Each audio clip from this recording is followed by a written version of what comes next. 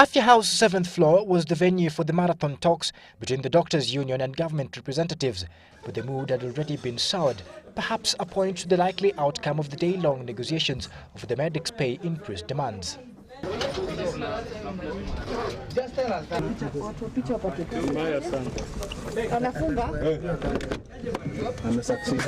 7 hours later, no word, not even the intruding journalists could get any information on what had transpired.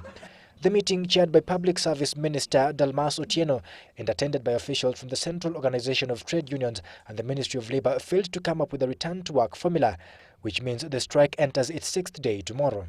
It's now 5 o'clock and the negotiations between the government and the union, which started at 10, have not yielded any fruits, with neither party ceding ground. The meeting did end at about 6 p.m, with the doctors accusing the government of taking a hardline position and presenting the same offer it had previously put forward. The unions claim the offer tabled today was the same one that had been put on the table on 5 previous occasions, basically an increase in the extraneous allowances to 30,000 shillings a month. According to the union representatives, the first time the offer was made was when they met the Director of Medical Services at the beginning of last week. He made the same offer last Sunday, backed by a letter from the Treasury Permanent Secretary Joseph Kenywa. The same offer was then floated again by the Assistant Minister for Medical Services, Kazungu Kambi, and he even mentioned it in Parliament.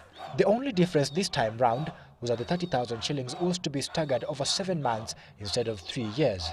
The same offer was again made to them at today's meeting by the Minister for Public Service, Ochieng, who, according to sources, had to cut short a trip to Sudan and address the matter. The unions say despite them agreeing to categorize the demands into 3 phases, the government has remained adamant, even using strong-arm tactics to kill their resolve. The union claims 12 of their colleagues at the Armed Forces Memorial Hospital have been expelled from work. In the immediate, the union wants an increase in their pay package, however minimal. They also want the doctors currently on specialist training at the Kenyatta National Hospital, known as registrars, to start receiving salaries. This amid reports that there was a meeting between President Mwai Kibaki and Finance Minister Uhuru Kenyatta to try and look into ways of solving the crisis. Andrew Ochieng, Citizen Weekend.